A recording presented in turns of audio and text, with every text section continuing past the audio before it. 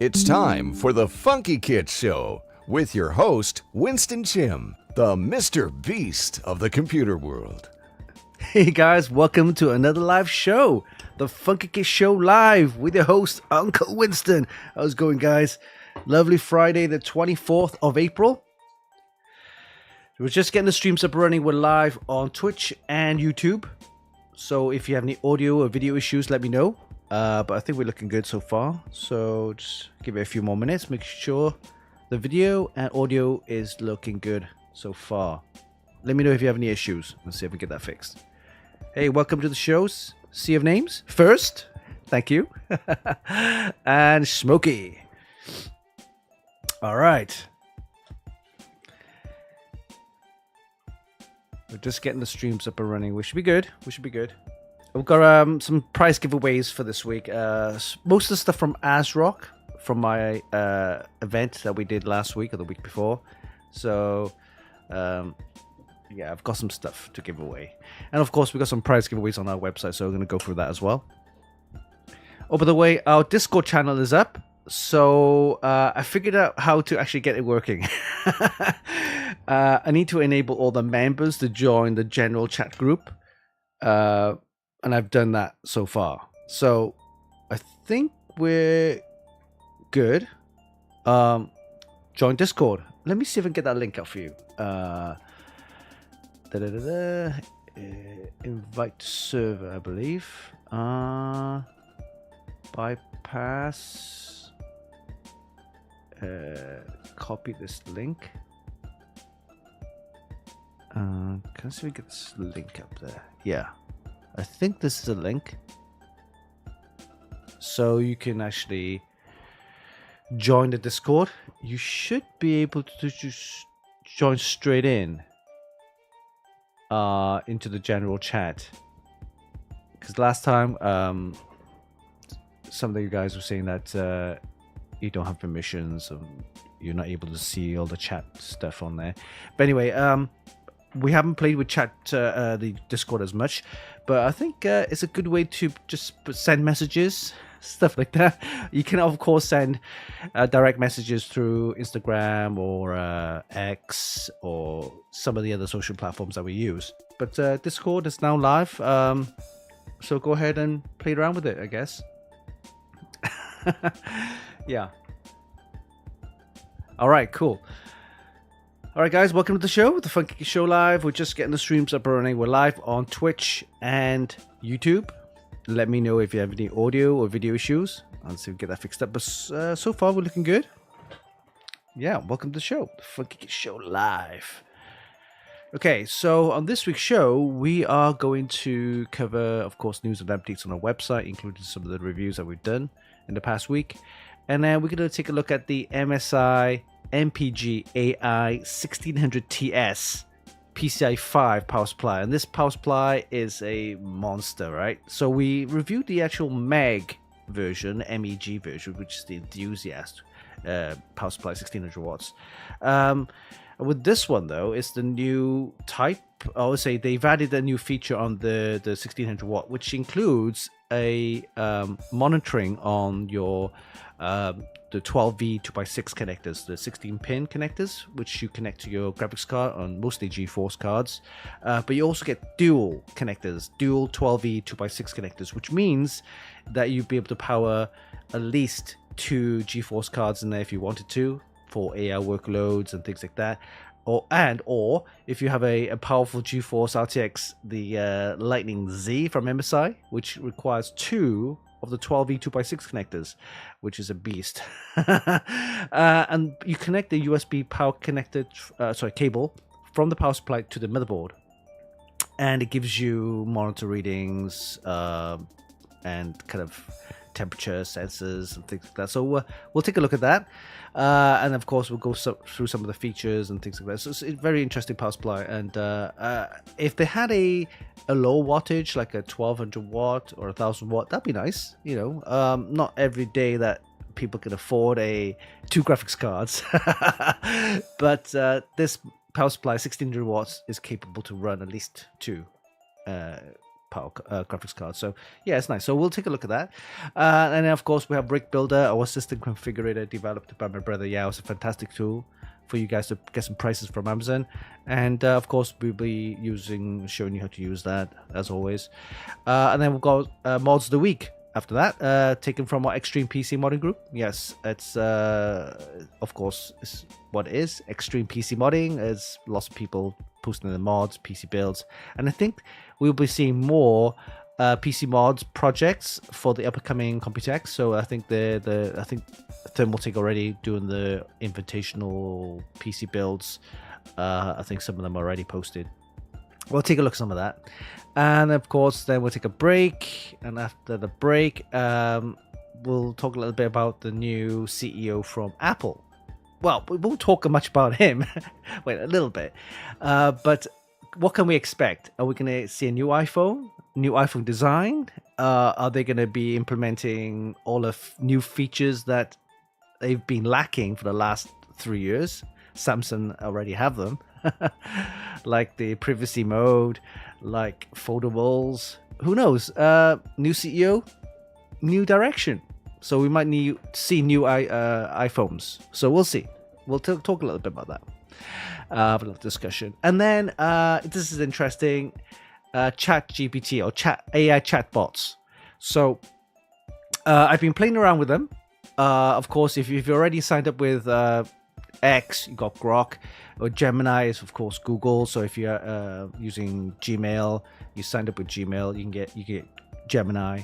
ChatGPT is on its own, of course, has more advanced versions. You can pay more money for a more advanced version of ChatGPT, but the free version is fine. I think it allows you to do like 10 requests or something like that, or 5 requests for free. But anyway, it's there. And of course you have Meta AI, which is part of Facebook, so you can go there and do your Meta AI stuff. I think do they have a separate website for that? Like let me see, Meta AI. I think they do. Yeah. So they have the Meta AI, which is some people use it, some people and then there's another one called Perplexity, and then Perplexity is not so much a chat bot, but more of a compilation of all of them. So you type in a command in the Perplexity prompt, and it will go to all the other chatbots to get a summarized version of what you typed in, the question or whatever. But we'll take a look at some of these chatbots. It's very interesting. So people have been using them. I'm sure, for example, you could type a summary of a product or a review or whatever, and you can actually maybe do a little bit of rewording, correct some grammar, blah blah blah. It's a pretty good tool. So tools. But anyway, I'll show you what each one is like. So we'll do the same question prompt, and we'll put them into the ChatGPT, Gemini, Grok, Meta AI, Perplexity, and things like that. We'll probably do an image generation as well to see what each one looks like. Okay, so we'll do a live testing of all these chatbots. Okay, anyway, so we'll have a go on that. And of course, we have prize giveaways. And this week, we are going to give away this. So this is the ASRock Archie action figurine. Excuse me. So it's a figurine. I don't know if it bends or twists, but it's a figurine. So it's free. It's ASRock. So you could just plonk that into your PC somewhere on the side, on top of the case, whatever. But it's an Archie figurine. Action figure. Got one of these to give away. It's pretty unique. You can't buy them. I haven't seen them being sold anyway, so it's pretty unique. So you got one of those to give away live on our show. All right. Hey Timmy, welcome to the show. Arbushi. Tefans. I could not figure out how you use the calendar aside from building them. Oh, okay. Yeah. So Tefes won like the MSI block calendar a couple of weeks ago. I sent it out to him, and he's trying to figure out how it works. I have no idea, so don't ask me. But it's free, and it looks good. I know, put it on the wall or something. But I just got a notice from I got this app. It's called Aftership. I'm not sure if you ever used it. It's like a shipping app that you can put all your tracking codes in there, and it will automatically track each delivery, which allows you then to see where it is or where it's at. And the winner who actually won, I think Pierre. He actually won the motherboard, the Asus motherboard, the Z790E with the CPU. It's Core i7 1700K. Yeah. So the board and CPU made sure that he had to sign for it. You paid a little bit extra for the postage, and looks like it's delivered. So Pierre, if you're watching, you're listening, please go ahead, post your photos that you've on all your social media. Of course, share it, tag us, and stuff like that. Of course. All right. And the mouse is already sent. So the MSI Versa 300 wireless 8K. Yes. So the mouse is already sent. Who won that last week? I think it was can't quite remember now. Sorry. Oh yeah, St. George the Great. Yeah. So yes, the mouse is already sent, I believe. Okay, Havas is on Discord. Wave to say hi. Okay, let me say. Here you go. I'll press the button. Smokey is there. I'll say hi. Yeah. So Discord's on. It's live. Just leave a chat comment in there. Of course. Nothing abusive, okay? No abusive language. No bullying on there.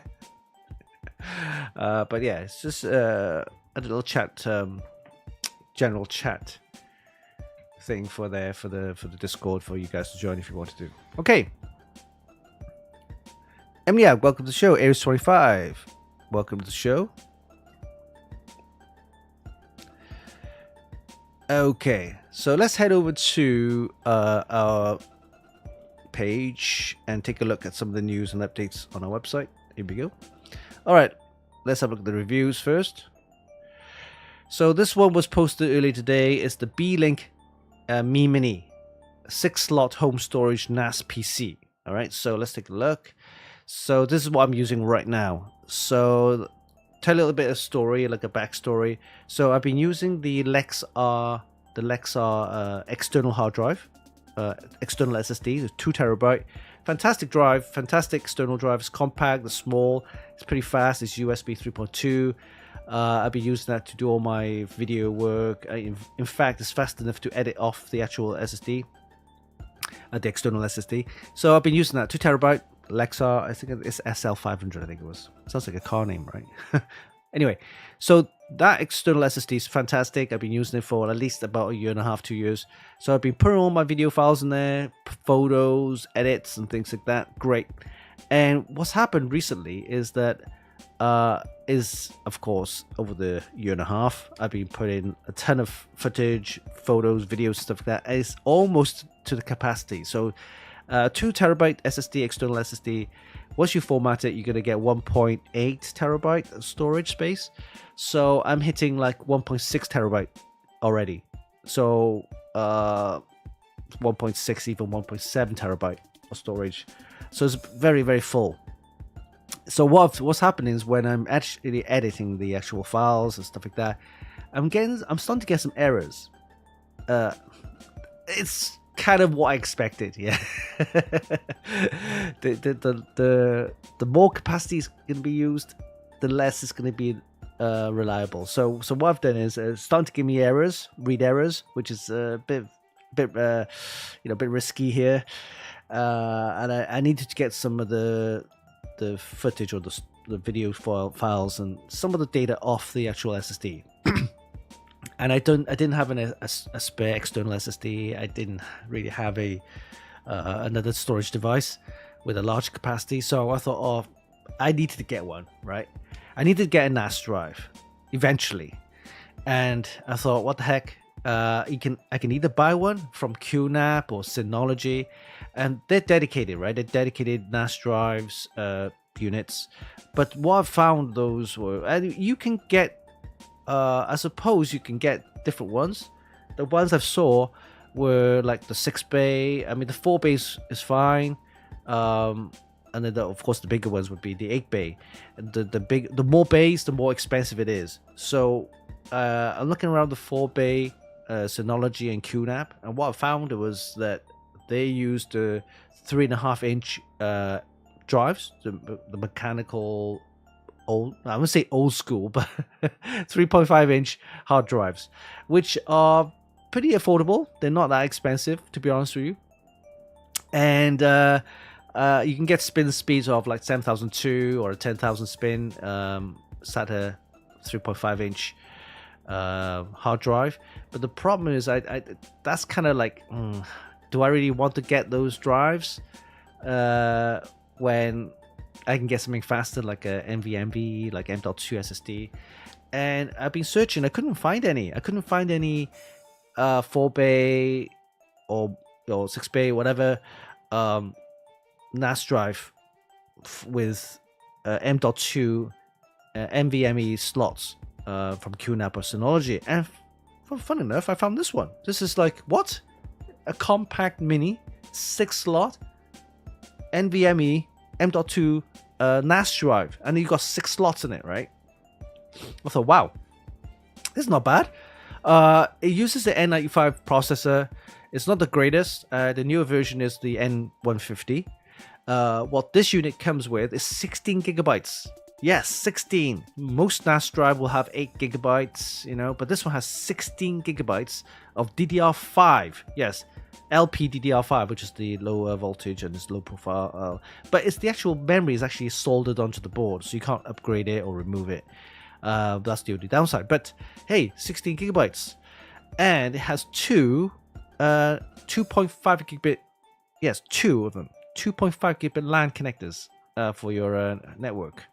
Most NAS drive I've seen from Synology and QNAP, 1 gigabit, right? Of course, the higher models will have 2.5 or even 5, even 10 gigabit. They're more expensive. But this little thing here has 2.5 gigabit LAN ports. Amazing. And there's another model which comes with Wi-Fi, but I didn't need that. So I wanted something like this because the 2.5 gigabit LAN connector, of course, you need a 2.5 gigabit switch. I mentioned it a couple of weeks ago about my home lab, and I switched over to have an Alexa switch, which takes the 2.5 gigabit connector LAN. And I plugged that in, and my motherboard from the computer also 2.5, and getting really good speeds. I'm getting like read speeds from this little thing here on like external SSDs, like they plug into the USB port. I'm getting what, maybe 50-60 megabytes per second max. Generally, I'm getting 30 to 50 megabytes per second data transfer on the 2.5 gigabit LAN network, including this little unit and also the switch and the computer with the 2.5 gigabit, or making sure you have all 2.5 gigabit connected. I'm getting like 250 to 300 megabytes per second transfer rate. Fantastic. Anyway, more about that later on. So I transferred all my data over to this little NAS drive, and of course I'm using TrueNAS. So there's another story that you probably need to read about, because it's not that easy. It's not that hard to actually set up. You just need to install the OS, which is TrueNAS, configure the drives or the SSDs in there, and then let it run. That's it. That's of course you need to set up SMB. What's SMB? This is basically the file system which Windows needs to read up. Set up the SMB, which is the file system which connected up to Windows, so you can read up each other. Yeah, so you can store files, Windows files and stuff like that. Anyway, I've done that, and it's working fantastic. So I transferred all my files in there. It's a home network. I've got this mapped network drive on my PC desktop, and it's working fantastic. So yeah, so let's take a look. So this is the little NAS drive. PC. You can use actually PC if you wanted, so you don't have to use it as a NAS drive. It comes with Windows 11 installed on the 64 gig eMMC storage, right? So it has 64 gigs already in there, but it's more for OS. And then you have 6 slots, 6 M.2 slots for SSDs. You can use it as a PC, standalone PC, N95 with 60 gigs. So that's fine. But of course, instead, you can use your own OS, but there's Linux-based, TrueNAS, Umbrella, or Proxmox. Any of those Linux-based operating systems, you can just put it in there, no problem, install it. So units, depending on the module, right? So this one has $329. It's not bad, to be honest with you. I've seen more expensive ones, but yeah, look at that, $329 for this. You can see that there. And let me show you some of the photos. Right, so this is the box. It's compact, it's tiny. It's this is what it looks like. Look at that. It's super compact. This whole thing is a heatsink, right? And you have a built-in 45-watt power supply in there. Look at that. Fan on top, silent fan. So basically draws the heat. You can see the holes here. So the airflow goes in for these holes, and it goes up for this fan, and it goes up on the top. So yeah, compact, super tiny, up to 6 M.2 slots. You can see I've installed like 3 so far in there. Mini. And then let me show you some more photos. Oh, these are this different models, different colors. So you can see there. Some models have the Wi-Fi 6. That's the N150, which I didn't get. I got the N95, which is fine. Tells you a little bit. It goes so 6 M.2 slots, so you can actually theoretically put in 24 terabytes. But 4 terabytes on one SSD times 6, yeah, up to 24 terabytes. 24 terabytes. That's crazy. Right now I have 6 terabytes. I'll be upgrading to those to 4 terabyte each. So there's 3 of them, so 12 terabytes. I will have 12 terabytes. But once you format it, have it in a RAID system, you're probably looking at maybe 8 or less. Okay, a little bit of specs there, and then let me show you what it looks like. So you don't get much. You just get a HDMI cable and the power cord. There's your USB-C button there. Sorry, USB-C button. USB port, USB-C port, power button, and USB-A type. So USB 3.2. These are both 3.2s. On the back, you have HDMI. You have a 2.5 terabyte LAN ports there. USB 2 and the power AC in. These are just the air vents, and this is what it looks like. And there goes a more closer picture there of the actual unit. It's super compact, super cute. Looks really cute. There's some spare slots there. Yeah, the Wi-Fi module would be placed here if you had the Wi-Fi model there. That's what it looks like. And then the BIOS looks just like any other PC computer. So you go ahead and use it as a normal PC if you wanted to. And what I've done is you can see there's 6 terabytes up 3 times 2 terabytes in there. 16 gig of RAM, DDR5, LPDDR5, N95 processor there. Yeah, 15 watts of power. That's what the N95 uses, so it's pretty low power. Not bad. You're getting 25,000 megabytes read speed, and this is the memory, by the way. So of course it's on a single channel. You don't have dual channel or anything like that. Alright, so what I've done also, you can see that I've installed the Proxmox. This is the virtual environment. It's free to download. You can use it, and then once you've installed this, very easy, you can then create virtual machines. So if you notice, I've created a virtual machine here, the TrueNAS and also the Umbrella. The TrueNAS is where I put configure the actual drives to become a NAS. That's the memory there. Storage I get once I put the RAID system in there at 6 terabyte capacity, gives me about 3.5. So yeah, because the RAID system takes one of the drives as a kind of backup, kind of, yeah, like a buffer thing.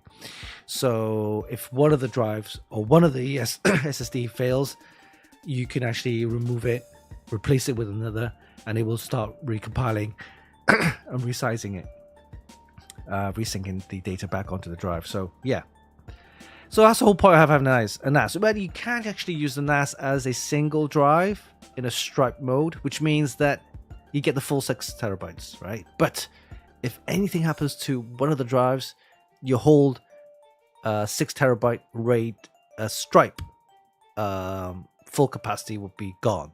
All your data's gone. So there's a risk. Never do that unless you really wanted to. So for the whole NAS, that's the whole point of having a NAS, is to have a backup, and also of course the security and the the data backups, and also if you lose your data, one of the drives dies, it's easy to replace without having to worry about, oh my god, my hard drive's dead. It's okay, it's on the RAID. I think RAID's 1, or can't remember which RAID, and Z1 or something. But anyway, read up about it. It's very simple to set up.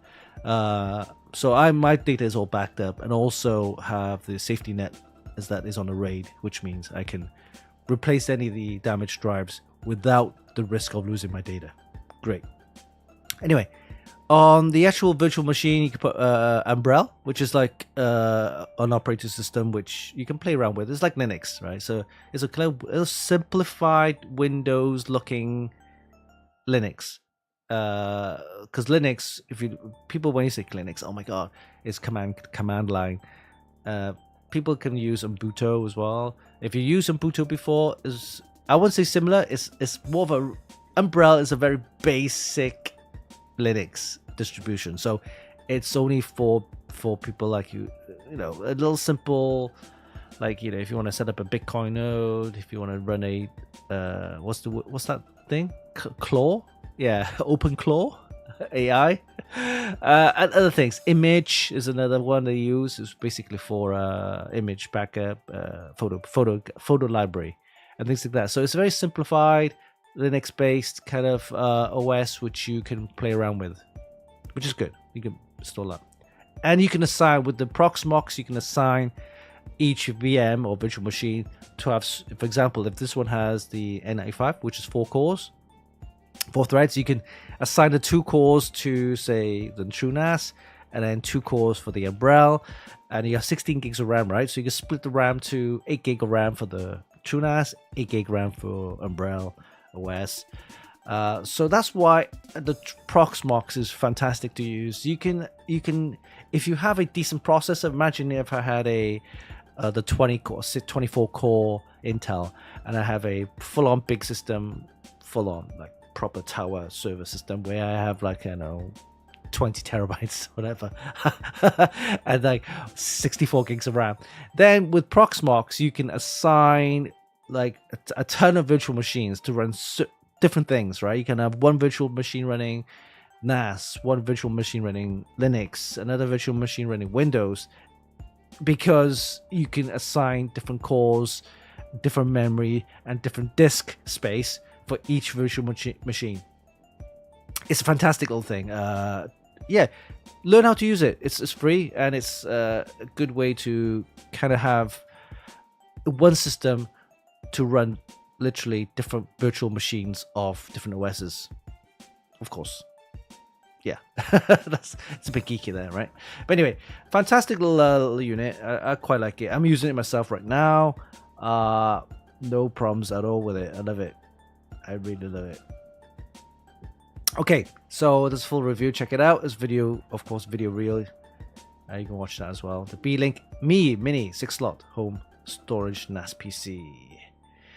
All right, what else? On the reviews, we have the Ola, the Ola F87 Pro V2 wireless gaming keyboard. This one has the ice cream colors. I think it's called ice cream. Yeah, the ice cream colors. This is a TKL. So it's a TKL keyboard. Something I like because I do have these keys right here and the cursor keys. TKL keyboard. Yeah, I do like it. I love the cursor keys. This one has a little bit of what appears to be a little bit of RGB right there. If you're into the ice cream color, obviously have the black edition, of course. They have a different. I can't remember. Do they have a white edition one? Yeah, they have the black and gray versions there as well. Here you go. Okay, this is the ice cream color ones. Oh, little LED there. Interesting. F87. The keyboards are getting kind of wild now in terms of color and functionality. Hall effect is the kind of the thing now. Everybody's into Hall effect switches. Okay, so this one, yeah, about $72, I think, roughly around there. Just discounted there.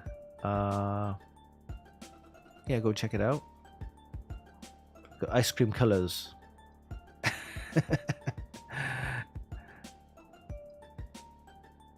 What's this? Orange juice. Interesting. Orange juice. Ice cream. Oh, I like the RGB along the side here. That's nice. That's nice. That's the back here. Okay. So it's wireless. Tri-mode, of course. It has the Bluetooth, 2.4 GHz wireless or wired USB-C. Okay, so that is the Ola F87 Pro V2 wireless gaming keyboard, and this is the power supply which we'll be taking a look at. This is the MSI MPG Ai1600TS PCIE5 power supply. Let's talk about it first, and then you can watch the video. All right, so this one, no price yet. They still have the Mag version, which we reviewed earlier, actually last year, I think it was. Titanium, 80 plus titanium, $675. It's not cheap for the Mag. So I'm expecting the MPG version to be maybe $100 cheaper, maybe $150 cheaper. I'm not sure. It should be hitting around about $500, probably around there. It is titanium plus, single volt, 12 volt rail, 133 amps, up to 1600 watt power. It's a very nice power supply. I was quite surprised. It is slightly bigger. You can see it's a little bit longer right here. 135 millimeter fan for the cooling, silent cooling, and let me see if I can get those shots. Here you go. 133.3 amps, up to 1600 watt of power, and these are the the 12V 2x6 16 pin connectors, and with certain graphics cards such as the MSI GeForce RTX 5090 Lightning Z will require two connectors to be plugged in. Otherwise, your standard RTX 5080s, 5070s, 70 Ti, and stuff like that, just uses one. But it gives you the option to plug in more graphics cards for more AI workloads. If you're into a heavy AI workloads, you need two graphics cards. Then at least you have two of the 12V 2x6 connectors, which to power your graphics cards. Right, this is the USB-C port, which comes with the cable, and that cable then has a USB-C connector at one end, and the other is a motherboard connector header, which then plugs into your motherboard. And of course, using the MSI software, the MSI Center, it will then allow you to monitor the voltage, temperatures, and stuff like that on the 12V 2x6 connectors. Interesting, and of course, it sounds the alarm if the temperature overheats or there's an over voltage or something, which is great because then it shuts the power to the graphics card. So that means you won't have any like overblown, damaged, melted connectors on your graphics card. That's the worst thing, right? You don't want that. Here you go. A ton of connectors. You got like a load of 8-pin PCIe power connectors there. 6-pin ones here for your SATA devices. So if you look at there's 1, 2, 3, 4, 5, 6, 7, 8 8-pin PCIe, 2 of the 12 V2x6, a ton of connectors, plenty for all your devices. Oh, by the way, this power supply uses not the standard cat lead that you find on most power supplies. It uses the server grade or server style cable power cord that looks like that. Yes, it's a bit chunkier. You know a power supply is good when you have like a server grade style power connector like this, power cord, and yeah. All right, 1600 watts, yeah, titanium plus, titanium, 80 plus titanium. Of course, it has the cybernetic rating as well, all titanium. ATX 3.1 and PCIe 5.1 already, so very nice. Okay, so let me show you what the power consumption looks like. So this power, yeah, it's all connected up. That's what it looks like when it's connected up. Look at this. So on average, you're looking at, this is on idle. Look at that. Even on idle, you're looking at 200 watts. It averages around about 100-ish, 150-ish for idle. And now, let me show you what it's like. So what I've done is, there's nothing happening here. You can see this. It's pretty quiet. Power usage is like 100 watts or something like that. All right, so this is where I put my the GeForce Lightning, GeForce RTX 5090 Lightning Z, the 285K processor, and it's all maxed out 100% load. Right, so the processor's taking up like 250 watts of power. The graphics card is taking up like 577 plus watts just for the graphics card. Anyway, show you the power usage, right, when I put it 100%. 966 watts. Look at that. That's crazy. But look at the power efficiency. 94.5% power efficiency. Look at that. That's crazy. And you can see the power, the MSI center. You can see all the different voltage lines there for your 12V2x16. So if anything is, having an issue, it will show up here, and also it will sound an alarm, and then of course it will shut down the power to that graphics card. Hopefully it will protect it. So yeah, 966 watts of power. That's right. GeForce RTX 5090 Lightning Z, the 285K processor, a load of fans, the memory as well is running, the SSD is running, AI cooler is running, RGB lighting is running. Basically, it's using a lot of power. I think at one point it peaked up to the 977. It's crazy. So if you had a 1000 watt power supply, no, you think 1000 watt power supply, I can handle it. No, it won't.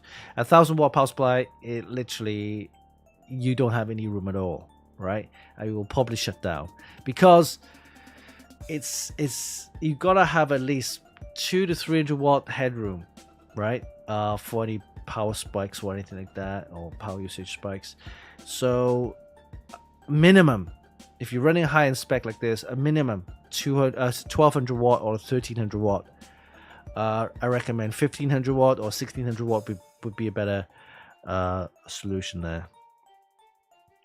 Yeah, you can see the power. The CPU is running at 248 watts there, almost 250 watts.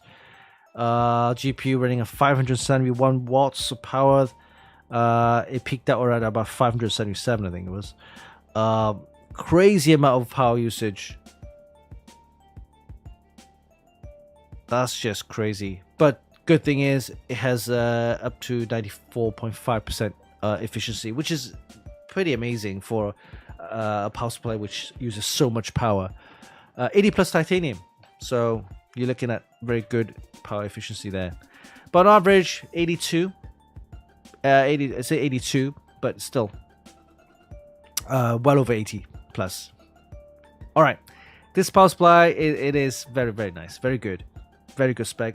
Very good performance in terms of efficiency and power ratings and everything. Definitely worth looking into if you can afford it.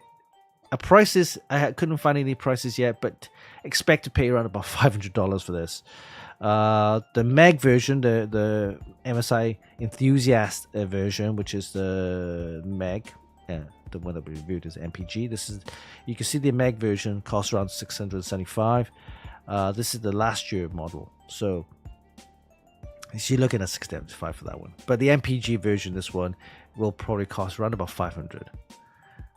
It's a very nice power supply. If you want all the protection, if you bought a very high-end graphics card and you want to protect your investment, definitely get a power supply which has the PSU monitoring and the power monitoring, especially on the 12V 2x6 connectors there. It will save you money. And won't have damaged graphics cards.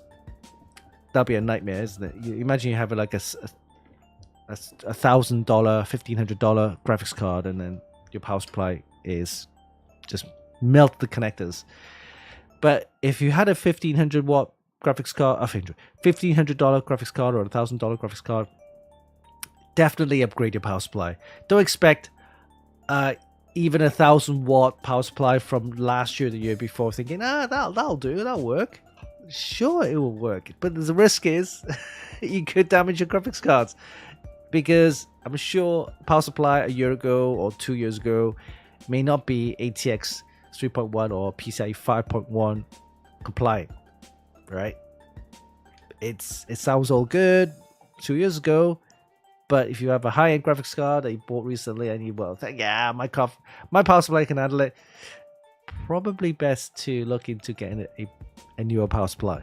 Yeah, with the graphics card ATX, the 12E 2x6 protection, it will save you in the long run. Trust me.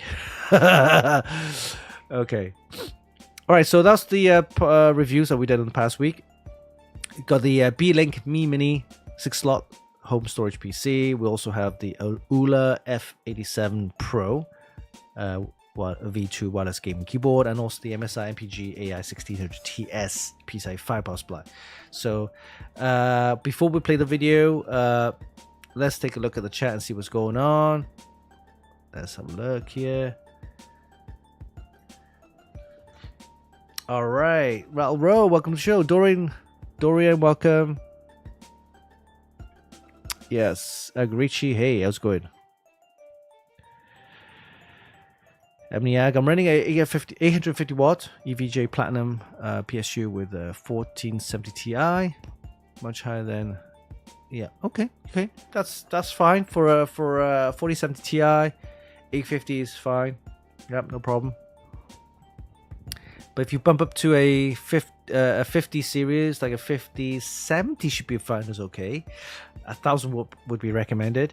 But if you hit the 80s, like I say 80s, the 50s, the 5080s, the 4080s, and things like that, you probably want a bit more beefy power supply.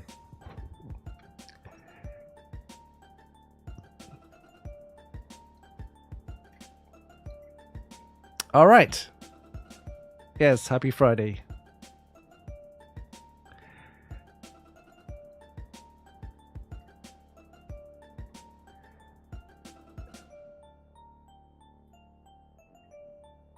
Okay, all good. Discord is on, so if you guys want to check it out, I think I posted the link earlier. Let me just. Oh, here you go. Yeah. Okay, so let's take a look at the video. So it's the MSI MPG Ai1600TS PCIE5 power supply.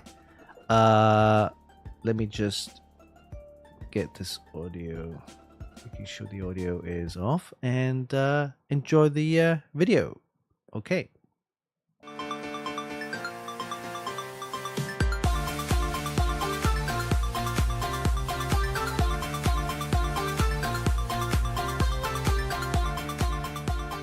Hey, what's up guys, Uncle Winston here, and today we're going to be taking a quick look at the MSI MPG Ai1600TS PCIe5 power supply.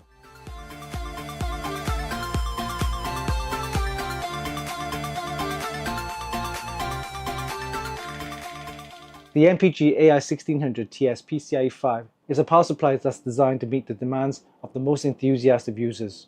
It's ATX 3.1 and PCIe5 ready and supports all of the latest motherboards and next-gen graphics cards, including the GeForce RTX 1590, such as the MSI GeForce RTX 1590 Lightning Z. It's made with server-grade materials and SiC interleaved MOSFETs, as well as 100% Japanese capacitors. The power supply is certified 80+ titanium with a power efficiency of up to 94%. It features a powerful 12-volt single rail at 133.3 amps, giving you a total power output of up to 1600 watts. Running a high-end power-hungry GPU requires a lot of power, and the last thing you want is for your GPU power connectors to overheat and melt. And this is where the MSI GPU Safeguard Plus comes in. It monitors the current on the dual 12V 2x6 power connectors and provides instant real-time alerts to shield your GPU from any damage. Apart from the GPU Safeguard Plus, you also get MSI's Fan Safeguard, as well as an extensive range of power protections for peace of mind. The package also comes with a load of embossed jacket cables, as well as the cable organizer for easy cable management. You also get two dual-color 12V 2x6 power connectors for your graphics cards, rated at up to 600 watts. So in order to run this MSI GeForce RTX 1590 Lightning Z, MSI have actually recommended a power supply of 1500 watts or higher. So let's see if this MPG Ai1600TS power supply can actually run and power up this graphics card. Alright, so let's not waste any time and put these two units into our test rig and see how the whole system performs. But before we do that, let's find out how to get the latest prices from Amazon using our system configurator, Rig Builder. This video was made possible thanks to Flex Studios, the developer of Rig Builder by Funkykit. So picture this, you've just learned how to build a PC after months of research, and you're ready to build your dream PC based on the budget that you have in mind. So where do you begin? Choosing the right parts for your PC build can be really daunting, especially when there's hundreds of brands and numerous models out there. And this is where Rig Builder comes in. It's our system configurator, developed by Flex Studios, giving you the best prices from Amazon. One of the most attractive features of Rig Builder is that you don't need to specifically know the exact brand or model of those PC parts. With Rig Builder, all you need is three criteria: the budget you have in mind, your preferred CPU, and your preferred graphics card. Once you've entered your preferences and hit the submit button, Rig Builder will then go to Amazon to compile a list of 5 products from each category that will best match your criteria. You can now select an item from that list, and once you're happy with that choice, hit the Buy All button, where it will take you to a summary page of all the items you've selected. And when you're ready to buy, just add the cart to proceed to the Amazon checkout. I know, you don't have to buy from Amazon, but at least to give you an idea of what you can get based on your budget. You can give Rig Builder a try at funkykit.com/rigbuilder. We hope Rig Builder will make the process of buying PC parts much easier. It's free to use and is available in all countries where Amazon is supported. Thanks for listening, and now back to the video.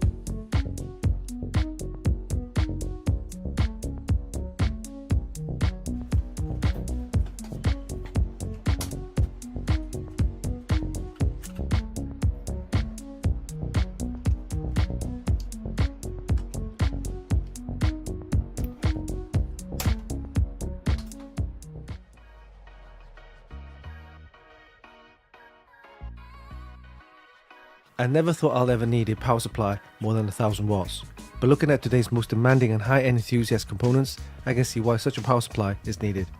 In our tests, for example, we used an MSI GeForce RTX 1590 32G Lightning Z, which has a TGP of 575 watts. On top of that, we also used the Intel Core Ultra 9 285K with a Turbo Boost TDP of 250 watts. The total power consumption for just these two components alone is well over 825 watts, and that's not including all the other components like the motherboard, cooling fans, storage devices, etc. So yes, for a high-end enthusiast PC with components mentioned earlier, we recommend a power supply of at least 1500 watts or higher. and this is affirmed by MSI, who has already prepared a power supply to meet these demands, such as the MSI MPG Ai1600TS PCIE5. And to full load on both the CPU and GPU, the system draws a significant amount of power.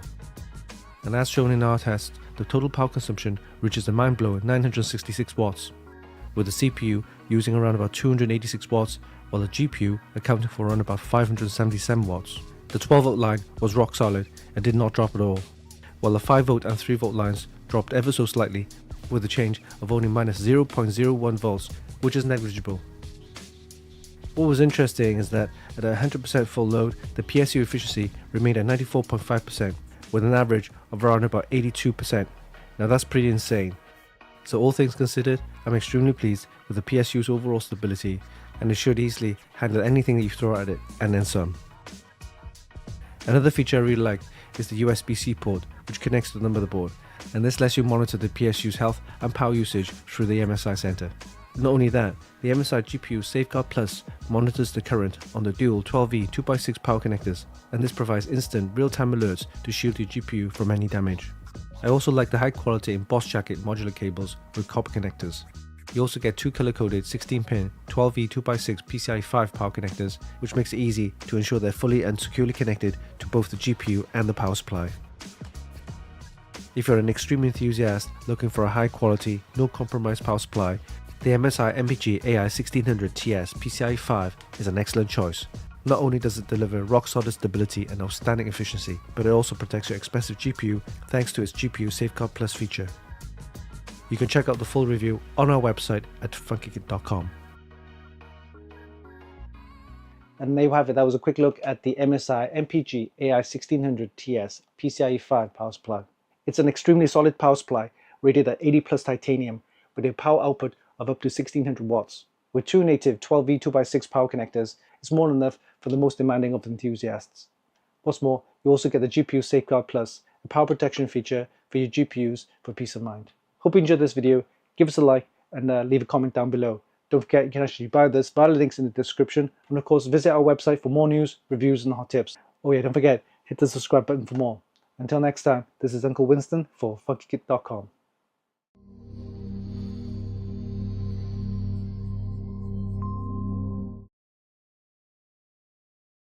Hey guys, welcome back. Hope you enjoyed that. It was a quick look at the MSI MPG Ai1600TS PCIE5 power supply. Yes, fantastic power supply. Very stable. Yes, you're right. Expect your electricity bill to go up if you run those high-end components at full load.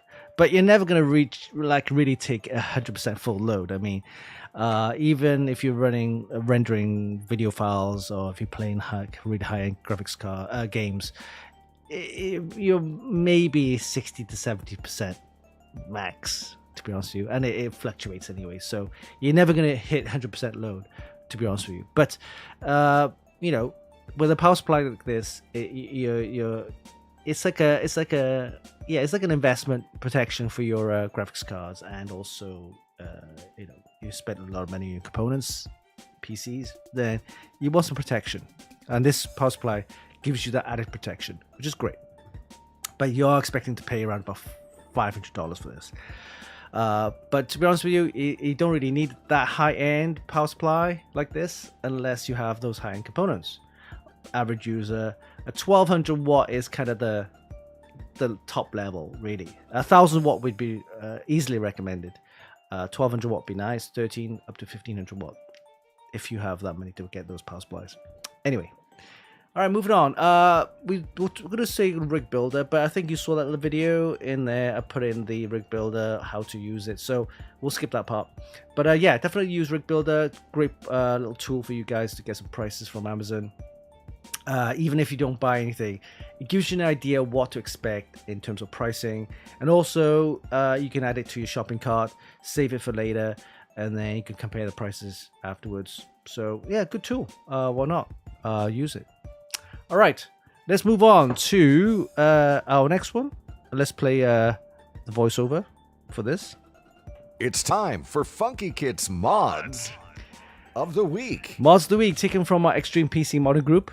fantastic place to get some modding ideas, or if you have any mods, PC builds that you've done recently, you can post it there for everyone to see. I think recently we're going to be seeing a lot of the Thermaltake Invitational event, where Thermaltake invites a bunch of modders to come up with some crazy mods, PCs, and some of them will probably get displayed at the Computex show, which is happening in about a month's time. And I'll tell you more about the Computex as well, because upcoming shows, what to expect and what we plan to do. All right, so let's head over to the Mods of the Week XPCM group. Let's head over there. Let's hit a refresh first. Here we go. And XPCM. Here we go. All right. So this is a video I saw was posted on Bits Power, and I believe it's a build. Well, yeah, look at this build. So the tubing looks fantastic. I believe it could be a liquid house build. The tubing looks very, very similar, or I could be wrong. Courtesy of, oh, maybe not. Okay, but yeah, gray sleeve tubing looks fantastic. Semi-open frame chassis, I guess. The tubing is kind of, it looks a bit messy, but in this case, it looks okay. It doesn't look too bad. It's part of the design of this, I guess. So I will probably give it a 7.5 for me. I can reach this horrific tubing. It is a bit messy, but I guess it's the style of, it's the style. It's part of the style of this build. I'll give it a 7.5. All right, moving on. This is a Lamborghini build, I think it is. Yeah, Lamborghini build by GGF. So GGF, they make a lot of PC builds, projects. I like this one though. It's got this kind of a frame, and it's either wrapped in carbon fiber wraps, or it could be proper carbon fiber design. Like, it looks great. Yeah, I believe it could be the carbon fiber wraps. You can actually buy them, or it could be actual carbon fiber itself frame. Looks very nice. Look at that. The yellow coolant. The RAM is accessible. Look, you get that. You can see the RAM right there. You can actually remove the RAM there. It's got a distro plate carbon fiber design. I'm gonna give this an 8. Secret Labs, carbon Lamborghini there. Yeah, I'm gonna give it an 8. It's nice. All right, next up we have. Oh, this motherboard is. I'll tell you more about it next week. I've got a review posted ready for next week. It's basically a very, very budget-friendly PC build. It's very affordable. We're talking. How much is this thing here? It's seriously very affordable. We're looking at $130 or something like that. So very, very affordable. We'll talk about it next week. All right, this one is by George. I believe and you can see there's the Thermaltake Invitational. You can see that right there. Case Mod Invitational. So they have that Case Mod Invitational, I think, every year from Thermaltake, and this one, it's very, very, very good. So it's got this kind of 2 radiator style, kind of split into 2, and it's got this. They've got a power button right there. Purple and black TT logo right there. The graphics card is kind of like showing you as the kind of main feature there. Look at that. It's kind of like hovering over the board. It's a nice design. It's a very nice design. I like it. Yeah, I'm gonna give it an 8 for this one. So yeah, it is nice. Look at that. That radiator and fan setup right there is look at that. It's got the USB ports here too. Look at that. The power button, USB ports and everything. Look at that. Yeah. Oh god, I gotta get myself a 3D printer, man. I've been meaning to get one. It's so expensive. It's like at least $2,000 for a decent one. Two to three grand for a decent one, and it's a big, yeah, it's a big investment. I need to really look into one because I can start printing stuff. I can be building stuff. Anyway, very nice. I like it. So I'm gonna give this I'm gonna give this at least an 8. It's got thermaltic parts all over, the fittings, the radiators, the strip plate there, the water block. Very nice.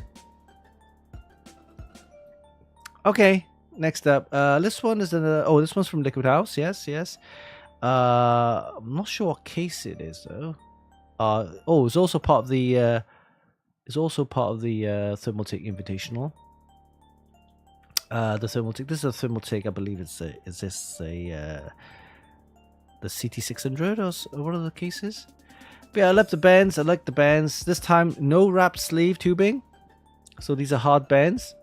And it's got like a sandblasted kind of like texture on this one. It looks very very smooth. Very nice. It does look grey, but I guess it's part of the design and the color scheme there. The bands looks nice. The bands. Yes, I would. I'll probably give this. I'll probably give this 7.5. Yeah, 7.5. It's nice. RAM is a bit blocked. You're not able to get hold of the RAM there. Yeah, it's got this nice sandblast look to it.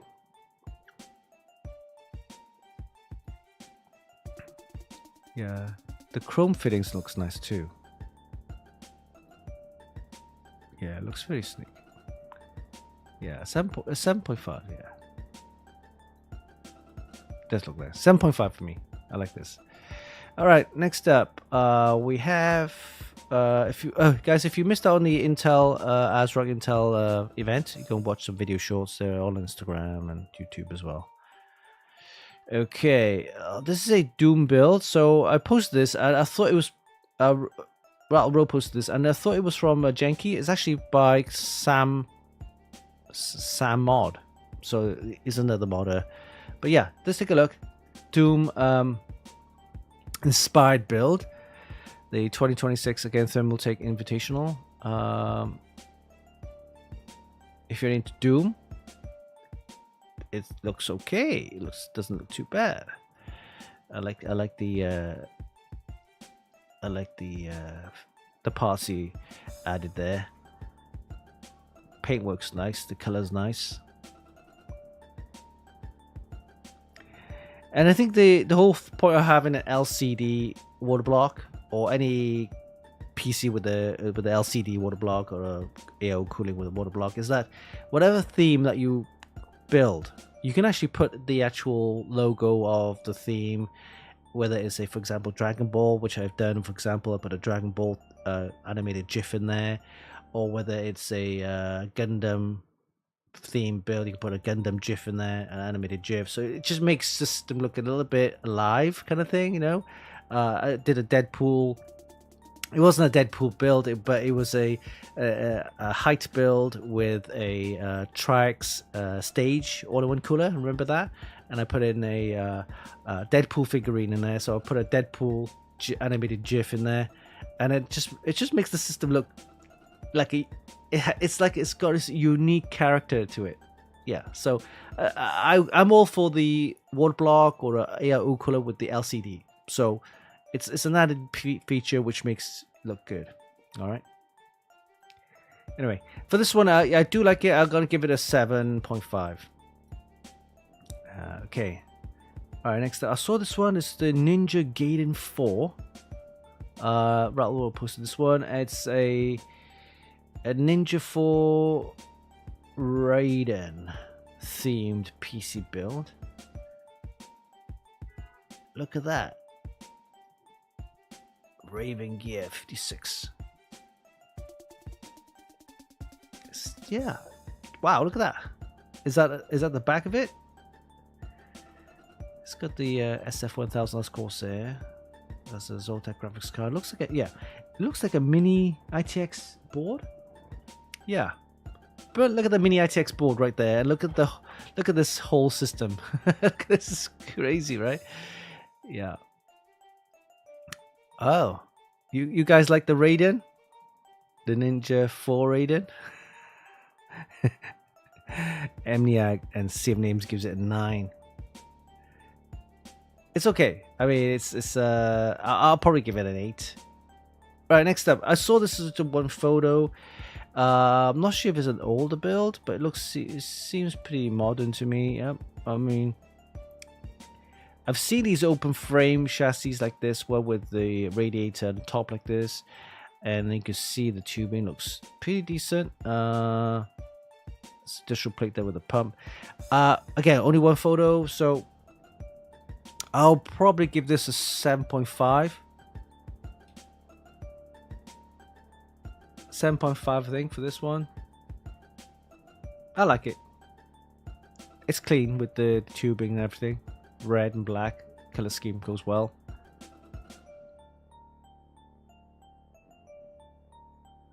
Okay. Moving on. This is another Liquid House, I believe. Yeah, Liquid House build.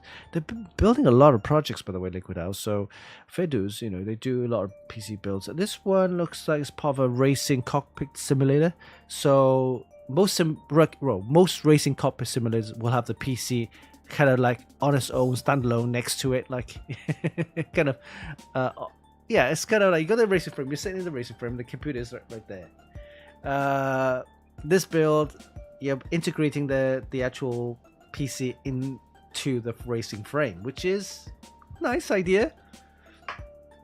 And probably something I would probably do if I had a racing cockpit simulator, put the PC in the actual frame itself rather than like a standalone PC next to it, right? Again, the very distinctive wrapped braided tubing there.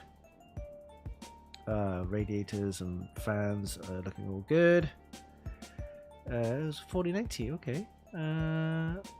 Looks like a standard ATX board in there. There's an ROG board in there. Water cooled, yep. It's okay. It's nice. It's part of the racing frame. Someone probably ordered this and want the actual computer, all the components on the actual frame, and yeah, nice project. I'll probably give it a 7.5 for this. If it was shaped into like an engine, I've seen some of the mods with the engine, like the engine, the manifold, the PC kind of like in the shape of the V. I think it was a V8 or V12 engine. Then that look good. That look good, and like if it was on top of there, yeah. So it looks like it's like an open frame kind of cockpit with the engine looking PC. All right, yeah. Next up, let's have a look. Right, I saw this. I thought, wow, okay, look at the tubing on this, right? So I think this may be an older PC. Yeah, it is an older PC because anything with an EVGA, EVGA is not around anymore, but shame. But yeah, looks like an older PC. But what I like about this is the tubing. So look at the tubing on this. This is the cabling. That's so clean. That is so clean. Look at that. Look at that. Just the cabling alone, I'll probably give it a 8. Yeah. Yeah, back then we had everything. I say back then. It sounds like ages ago. Yeah, back then they had 2 reservoirs. One for the CPU, one for the graphics card. So you have dual loops in there. I think dual loops are still, PCs with dual loops do look good. Notice the motherboard, it's got 2 RAM on each side. This would be probably an X.299 motherboard. So for the guys who don't know or haven't seen those boards, back then, I think probably about 5-6 years ago, they had an Intel board which they had a special workstation chip for these type of boards. So we have literally quad channel memory, literally physical quad channel memory. Yeah. So anyway, I had one of those boards. They are pretty fancy, but technology moves on so fast. What's fancy now? In a year's time, it's unfancy. Not very new, but yeah, it looked impressive back then. Okay, any more PC builds? These are the this is the, of course, the Azra Intel event. So if you haven't seen it, go and check out the video shorts. Intel launched their 10th anniversary Z890 Taichi, so you can go ahead and check that out. We'll probably see that at the Computex as well. So, and they might have a bunch of 10th anniversary products, like maybe a graphics card or maybe a power supply or some sort. But yeah, okay, I think that is pretty much it. Yep, for this week's mods of the week. Again, plenty of mods. If you come across any mods, please go ahead and post it here for everyone to see. Just copy the link, post it there. Or if you have any PC projects that you've done recently, you want to post it here for, maybe get some advice, whatever, just go ahead and visit. And our Discord channel is up, by the way, as well. So if you have any questions about PC building, or if you want to share some photos, you can go ahead and check out the Discord channel. I think I did post it here. I'll post it again. If you guys can join and see if the link is actually working, I believe it is, but let me know if it isn't.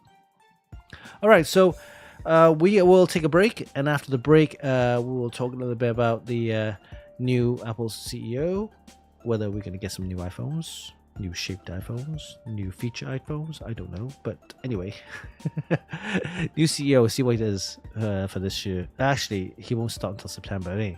Well, it's actually September. That's when the new iPhones will get released. That's probably something that they had it live like 2 years before. So we'll probably see a bunch of old iPhones before we get to see the new iPhones. But anyway, we'll talk more about that and also the AI chatbots. And we'll do some live testing on these chatbots. Very, very interesting. We've got ChatGPT, Gemini, Grok, Perplexity, and the Meta AI. So we're going to try all of those AI chatbots and see what it looks like, okay? So stay tuned, and we'll be back after the break.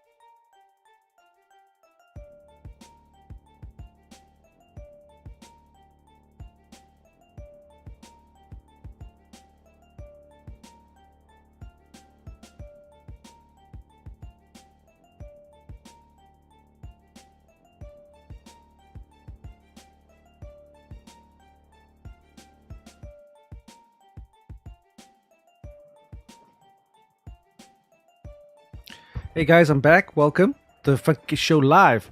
All right, so let's do the prize giveaway first. So here we go. This week we're giving away a ASRock Archie figurine, action figurine. Yes. What are these? It's I got this from the ASRock event, and I thought, okay, I get all these little goodies like swag bags, stuff like that. So I might as well give it to you guys because something for you to, yeah, give it back to the community, right? So yeah, we got one of these to give away. So last week we gave away the mouse, the MSI mouse, and this week we're gonna give away the ASRock figurine. This is the Archie action figurine from ASRock. I don't think you can buy this anywhere else, so it's a very unique looking figurine. You can put this on your shelf inside a PC, whatever. What is to give away? So let's start the prize giveaway. Let me get the Streamlabs working again. Here we go. They fixed it in the end. They tell you, yeah. So it's been working fine for the last couple of streams. So let's hopefully, fingers crossed, they will continue. Right, before we do that, let's go to settings, and this one you need to love ASRock, okay? Because it's ASRock's figurine, okay? And I will then start the giveaway history, and then profiles. Here you go, custom, and then I will edit this. What are we giving away? We are giving away the ASRock figurine, ASRock Archie. It's called Archie figurine. Figurine. Okay. Win an ASRock Archie figurine. And this one I'll do 10 minutes this time, okay? Confirm. And the prize giveaway. Let me play the voiceover. Alright, here we go. When it comes to live prize giveaways, this guy's a beast. Winston Chim and Funkykit. Right, that's my little screenshot. Okay, prize giveaway to win the ASRock Archie figurine has started. Go ahead to twitch.tv/Funkykit and give us a follow. And then go to the command, the chat, and type in the command for a chance to win this, the ASRock figurine. Okay. So while that's running in 10 minutes, let's talk about the CEO, the new CEO from Apple. All right. So what is he about? Well, he basically, I think he's from an engineering background. So he was involved in all of the product releases for the last, he's been in Apple for about 25 years, apparently. Here we go. Let me have a look. John Turnus. So here we take a look at him there. John Turnus stepping down. So Tim Cook is stepping down. John Ernest is stepping in. He'll take over in September, I guess. Yeah, September the 1st. So basically, it's this guy here. I'm not sure if you've seen him before. Seen him around. So he basically, and Tim Cook will become the executive chairman. He'll just kind of, he'll be in the background, doing the handover, things like that. So what is this John Turnus? What's he about? So he's been around for, there you go. What does it say here? I think it's, here you go. Tim Cook joined in 1998, became CEO in 2011. Turnus joined Apple in 2001, become vice president of engineering. Yeah, so engineering background, 2013. Become a senior vice president of hardware engineering. So basically, all the Apple's products like the iPads, and he's recently introduced the MacBook Neo. So yeah, he does a lot of the engineering stuff, the hardware engineering, and he was the one who did implemented all the new Apple Silicon into their products. So he knows the stuff hardware wise, but will he be able to give Apple users the Apple experience? Because Apple users, they love Apple experience, right? You know, it's the best iPhone. It's so intuitive. It's like it's so natural. That kind of experience. I don't know, right? He's a hardware guy, so I guess with hardware, we talk about performance and chips and functionality and stuff like that. But user experience, we don't know. So how will I think the next couple of iPhones will still be previously designed already in the roadmap, so they're not going to change anything, to be honest with you. The next couple of iPhones is when the old designs are done and dusted in the roadmap, and they have a new roadmap for new products with this John Turners to implement new features, new phone. We'll probably be seeing, I don't know, foldables possibly. We'll probably see the new features such as they call it the privacy mode. We'll probably see more compatible connectivity with other products. Maybe open the iOS to make it more open for developers and other manufacturers, third-party manufacturers, to develop more third-party products that will be compatible with iPhone. We're starting to see that now, because years ago, if you plug in a USB drive in there, nothing happens, right? Now we're seeing USB storage devices you can plug in and you can record directly onto the USB storage, blah blah blah, that kind of stuff, right? So make it more compatible with other systems. Like, for example, I mean, you get an iPhone, you plug in a USB drive in there, you can transfer all your photos. You got the photos on USB, you can plug that into a PC, laptop, whatever, right? So that's kind of like what I mean, more compatible, right? Which means allow you then to become a more versatile device. So, and possibly better camera features. We've seen some Android phones with a ton of improved camera features. Myself, I'm using as Android for my photos and videos, so I use that exclusively for photos and videos. A lot of video footage you've seen on the TikTok, the Instagram, and YouTube, it's actually all done via the Samsung phone. Whether it's video shorts or the long form video 1080p, I use the iPhone, the Samsung. It's a Galaxy S25. I didn't get the S26, no point. I usually upgrade the phone every 2 years. And the alternative, of course, which I also use, is this one right here, the DJI Osmo Pocket 3. They got the new one out now, the Pocket 4. Is it better? It's very similar, but it has a little bit more, slightly faster, and in terms of like, all the options and everything. And the camera sensor is about the same, I believe.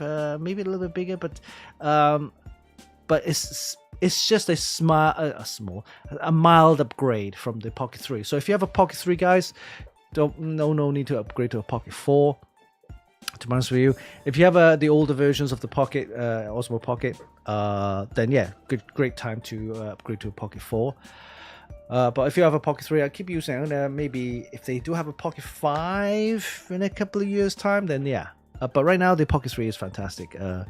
Use it for a lot of video shows. I'll be taking this to the Computex shows as well over the next one. Yeah, which is in June, which I'll be talking about in the next couple of shows, because I will be going away middle of May. So I'm flying out on the 14th of May to Hong Kong. I'll be there for 2 weeks, so I'll be doing some stuff with some family members, and also I'll be visiting my friends, and also maybe do some video kind of like non-computer, non-IT related.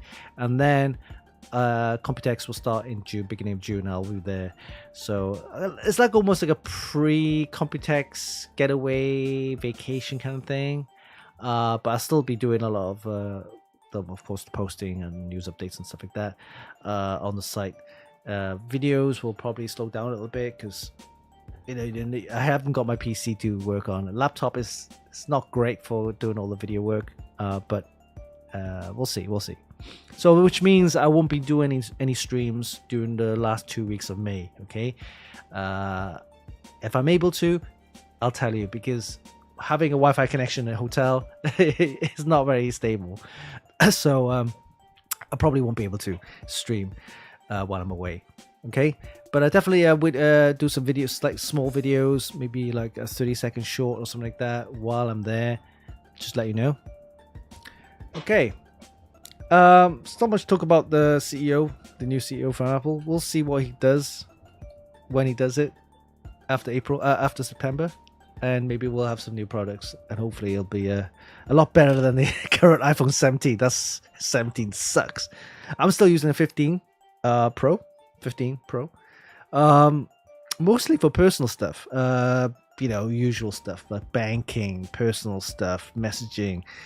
My main numbers on here as well, so it's a bit of crypto as well. So I still use this for that purpose, and I'll probably will upgrade to the next iPhone. I'm not sure about the 18. We'll see. For that purpose. So I had this for I say for a while. I had this for a couple of years now. iPhone 15 Pro works fine, no problem. Maybe get the 18. So I skipped like 3 generations. 16, nah. 17, nah. 18, maybe. So yeah, for the phones, I think every 2 to 3 years, maybe, then it's a decent upgrade, because usually the following upgrade, say for example, you've got the 15, you get a 16. The 16 is a small upgrade, really. It's not much, but you skip a generation, then you usually get better features. But the 17 Pro, nah. I was thinking about it, but I thought, nah, leave it. It works fine for now. My 15 Pro. So yeah, maybe upgrade the following. Let's see what the 18 is about. If 18 is decently better, then I might think about it. Okay, all right. Chatbot. So let's give it a go, shall we? We have ChatGPT, Gemini, Grok, Meta AI, and the Perplexity, which is a mixture of a few of them, and they kind of gets the results based on the chat that they put in there. So let's head over there, shall we? So this is ChatGPT, by the way. So I'm not sure if you can see it. Yeah, I can't really see. Can I see it? Let me just. Why is it blocked? Ah, it's blocked. Okay, let me see if I can get that. No, I can't do that. Oh, okay. Anyway, this is ChatGPT. So what shall I ask it? Okay, let me ask. What will the iPhone 18 feature? What new features? What new features? New features will the iPhone 18 have? Okay, then we'll copy this one and we'll see what ChatGPT says. Okay, all right, so ChatGPT says 2nm A20 chip. Okay, Pro models. Okay, better battery life. It doesn't say what though, or what size battery. It's got a new C2 modem, so there's no more Qualcomm or whatever chip, that communication chip that I used to have. Basically the broadband / a cellular chip that they use, right? So they got their own C2. Okay. The camera, again, doesn't say much about the camera. Oh, it's got a closer to DSLR style photography. Okay. Connectivity, got a 5G with via satellite. Okay, so the only Pro models have better features. It's got the LTPO and OLED. So you probably think, what the hell is the LTPO? Basically low light, saves battery. It's almost like I must say it's an e-ink, is when it dims the screen so much to like one hertz, right? So it saves battery, but you can still see It's only on sleep mode, right? So we're not touching the screen in sleep mode. It saves a lot of battery. Yeah. Blah blah blah. Possible under display Face ID. Okay, so which means like the Samsung's already got the fingerprint on the actual screen kind of thing. So I would say using the Face ID similar. Blah blah blah. Not much there. Okay, that's ChatGPT. Okay, let's move on to Gemini. So this is Gemini now. So ask it the same question. What new features will the iPhone 18 have? Let's go. This is Gemini. And Gemini says, okay. Oh, it has a little bit more information. Okay. Tells you the release date around about 2026. The A20 chip. Okay, 2nm. But this one says has 15% more faster performance and 30% better power efficiency. Integrated RAM. Okay, a little bit more information here. Shrinking pill. Oh, so that's the what do you call it? The iPhone, the island. You know, that island where you have that thing. Yeah. Okay, so that shrinks. Go shrinking the pill. Okay. Dynamic island. That's it. That's what they call it. Dynamic island. Okay, so that's gonna be shrunk. Again, not much. But the camera has got more natural bokeh, so it gives you a nice blurred background at the back, kind of more natural looking. Better video. It's got C2 modem. That's what I said before. More battery, you guys. A little bit more battery. You got 5,100 to 5,200 milliamp battery. So it has a little bit more information. So Gemini has more information. How accurate it is, I don't know, because iPhone 18 hasn't been out yet. But this is the kind of search what people do, right? 'Cause they want to find something that's not released yet. I want to know a little bit more about it before I purchase it, rather than something that's already been out. If someone's already been out, then you can easily search it through the actual official website, right? But something that's not out, not available yet, you want to find a little bit more before you make a decision, then hey, the Gemini seems to have more information on this. Selfie camera 24 megapixel, and it does comparison between the 17 and 18. Very good. So Gemini has more, looks like. Okay, more information. Now let's go to Grok. This is Grok, and we'll ask it the same question and see what it says. Okay. Okay. Oh, right. It's searching the internet. It's searching the internet for information, and it also has some pretty detailed information, including, of course, the chip itself, 48 megapixel camera, partial under display for Face ID. Okay. Tells you a little bit about the battery life. Okay. And you see C2 modem. But this one has more. This has pictures, whereas a Gemini don't have pictures. No. ChatGPT has no pictures, but is all kind of bullet points.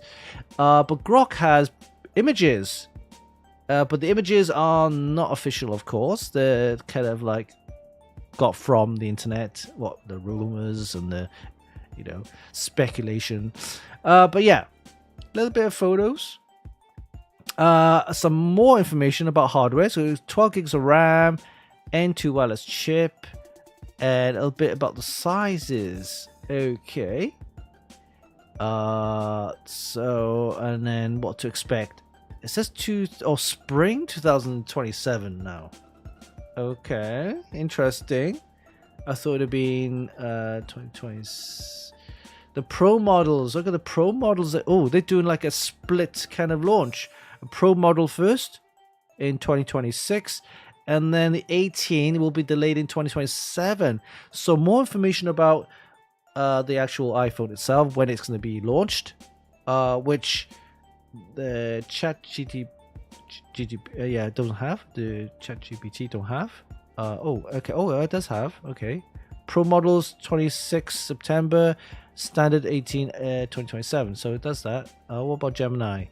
Gemini doesn't say much about launch dates yet. Only the 18. Okay. A little bit. Oh yeah, actually a little bit at the bottom here. So have a little bit of information about launch dates. Standard 18 will be around about 2027. The Pro will be September 2026. Okay, so that's Grok. Grok's I would say Grok. If you like pictures, Grok gives you a little bit of pictures right there. So that's not too bad. Okay, right now let's try Meta AI. What does Meta AI have for me? Oh, I gotta log in? Oh, that's me. Let me log in. Okay. Oh, let me ask it. Here you go. I'm logged in now. What does Meta AI say? Oh my, this is not a ChatGPT though. Or Chatbot. But it's still getting for information. Okay. Alright, so Meta AI. Alright, so it's quite detailed. It's got chip information. Performance information. It's very similar to the others. 15% faster, 30% power efficiency, 12 gigs of RAM. Okay, yeah, C2 modem, blah blah, and 2 chip. Yeah, okay, for the wireless. Okay, and the screen Face ID, blah blah. Small island. Okay, smaller island. Camera has 18. I think that's wrong. Wasn't it 24 megapixel for the selfie? Was it 24 megapixel selfie? It didn't say there. Oh, that's 48 megapixel for the main camera, huh? Doesn't say much about the camera. Oh yeah, it does. Okay, it's 48 megapixel camera. It's got okay. For battery size. Okay. This one tells you the price. So the others don't tell you a price. No pricing here. Okay, no pricing here. So Meta AI gives you a little bit of price, and there's some other information from other sites, including from B-Bomb, Tech Droider, Apple Hub. So it's gathering information from these sites, giving you a little bit about similar details, but except this one has pricing, and there's a link there. Where does it go? Oh, Mac Rumors. Mac Rumors. But no pictures. Okay. So that's Meta AI. Now let's do Perplexity. So Perplexity is a combination of different chatbots. I'm guessing it stands the same to ChatGPT, Gemini, Grok, whatever, and then compiles the findings into a more summarized kind of account there. So let's take a look. Let's put the same prompt in there and see what it comes up with. Okay. All right. Yeah, it takes a lot of information from sites, but that doesn't do much. There's no mention of battery size. There's no mention of chip performance. There's no mention of the new C2 chip or N2 chip for the communications. No, nothing about the camera. Perplexity. Well, kind of suck. Well, I don't know. Perplexity. It's not an AI chatbot. It's a compiler of different chatbots, right? But it doesn't give me the information I need. So, looks like if I were you to get some more information, I would go Gemini and Grok. Yeah, these two. I'm surprised Grok was quite good. It comes with some photos. None of the other chatbot gave me photos, right? Look, this is Meta AI. This is Gemini, and this is ChatGPT. No photos, whereas Grok gave me some photos, although it's kind of like, rumored. I would say they're fake photos, is what people made up. It's a made up photo, right? But it gave me some photos. All right, so that's chat, that's prompt, right? So let's how about if I do some image, AI generated images. So I'm gonna grab a photo, right? Let me just see if I can grab a photo of pictures. Let me see if I can grab a photo. How about let me see. Okay, this is a good one. Okay, all right. So I'm gonna do. I'm gonna put a photo of my. Here you go. Let me show you. Okay, so let me show you the photo I'm gonna be adding. Okay, so this is the photo I'm gonna add. Right, so you can see I have one hand here. So I'm gonna ask ChatGPT or the chatbot to add a second hand in there, right? So let's do that. Let's go to ChatGPT first. I'm gonna add second hand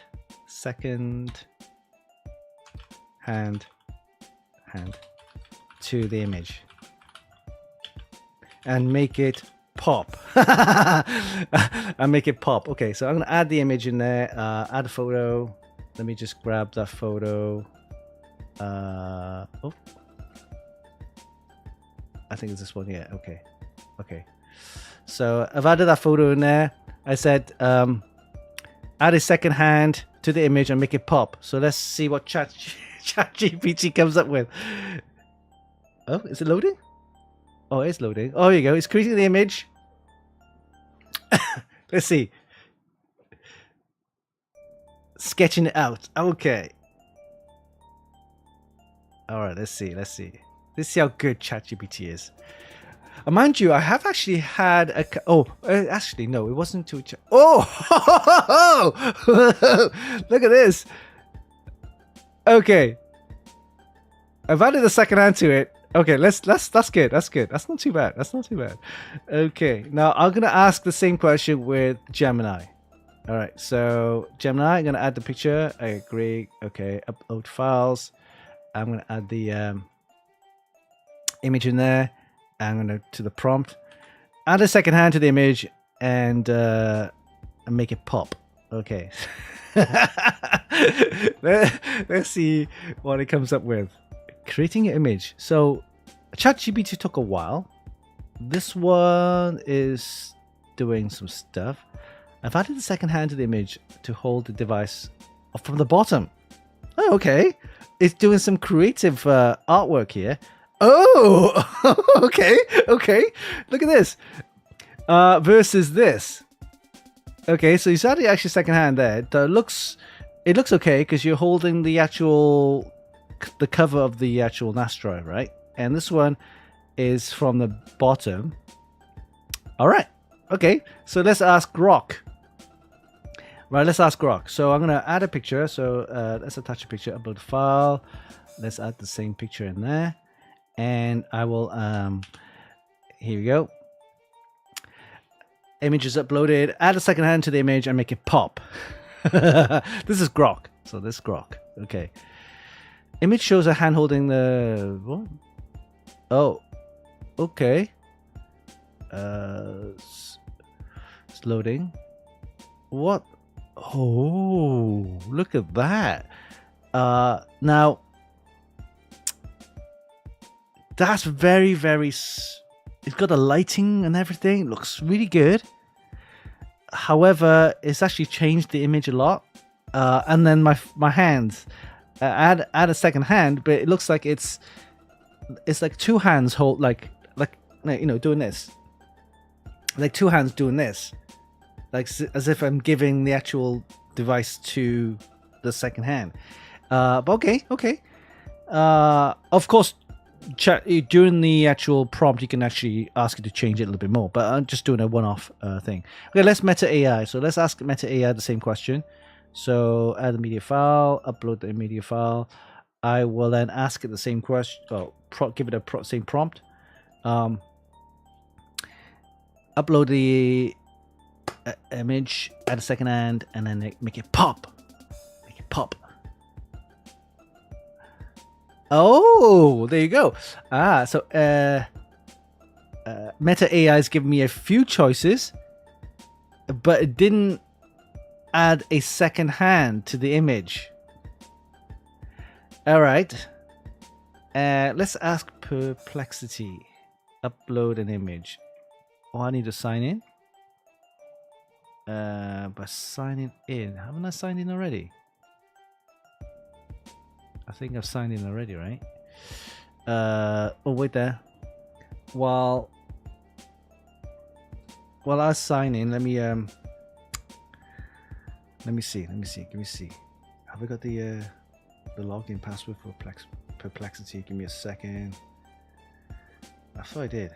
Perplex. See? No? I don't have it. Okay. We'll leave Perplexity because Perplexity is basically a combination of different chatbots. They compile it together, but so not really used for that purpose, I guess. But yeah, okay. So looking back at Meta AI, it's given me several choices, different. Oh, you can do animation too. Hey, all right. So that looks a bit weird because my hand looks a bit crooked there. This one has more lighting with some nice background lighting. Let's animate this.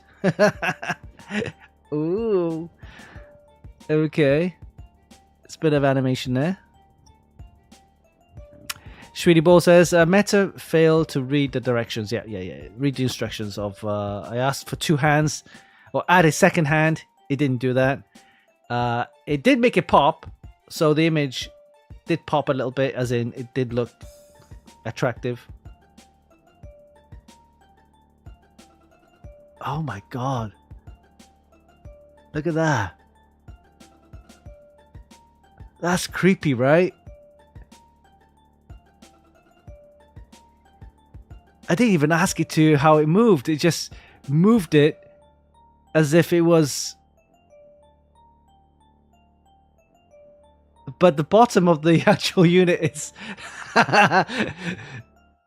Yeah. That's kind of weird. It's creepy because I did try it once with some photos, like family photos, and I asked it to do like animate. It's just animate. And it did some animation on like smiling or jumping, whatever. It was really weird, really creepy. I should say creepy. So I think Meta AI is the only one that does animation right off the bat. You might, like for example, Grok. You might have to ask it to animate it. So Meta AI does different styles of the image, like different colors, different lighting. But it didn't read my instructions. I said add a second hand to the image and make it pop. It didn't add a second hand. It did make the image pop. It has the option to animate it right away. And you got the animation there. It looks kind of like weird, a bit creepy. So gives you that little bit of option there for a little bit of fun, I guess. Grok allows me to... It makes the image pop. So remember, this is the original image, right? And it did make the image pop, but the second hand looks like it's added a third hand to it. It's kind of looking weird there. Okay, that's Grok. And now Gemini. So Gemini keeps it very similar. Let me see the image. Yeah, so you can... Oh, I can't get rid of that. Okay, so it gives me a second hand and it looks very natural. Okay, it kept the image a little bit as is, same shape. Maybe added a bit more color to it, like, you know. And so it did make the image pop a little bit, but the second hand looks very natural. So it's not my hand, by the way.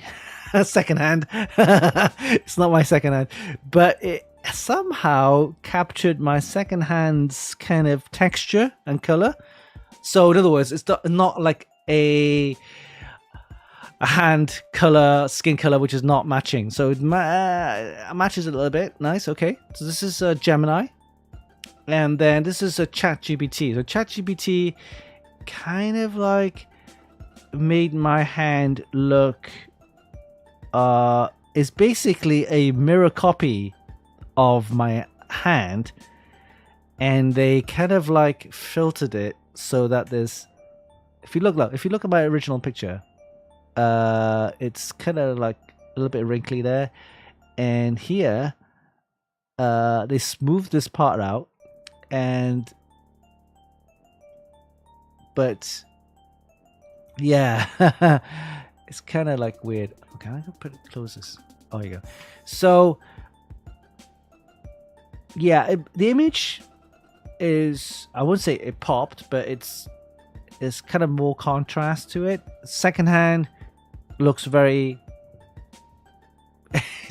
yeah, it looks fake, but they've added a secondhand, and the image, I would say it's kind of semi-pop. But which one would you prefer, guys? Would be the ChatGPT, the Gemini, Grok, Meta AI. So, which one of these would you prefer? Yeah, it kind of ChatGPT kind of mirrored my hand. So, yeah, so that's basically the ChatGPT, the chatbots, the AI chatbots. It can add extra bits to the image. For example, if you want to, I mean, if you're like a graphic designer or you needed an image that needs a little bit of editing, it does help you with that. But of course, you might need to go back to that image and kind of like touch it up or remove certain things, smooth it out. For example, I mean, the Grok, this one, I mean, you might have to remove the hand, the third hand. For Gemini, sorry, for Meta, if I got this image, oh, hold on, it's got a bump there, so I might need to remove the bump there, and I don't have hairy hands, so the hairs on my hand, arm. I might need to remove my hairy arm. So it needs a touch up, I guess. But if you ask it to do certain things, it does an okay job. Now, don't forget, this is the free versions, right? This is freely available right now. If you have a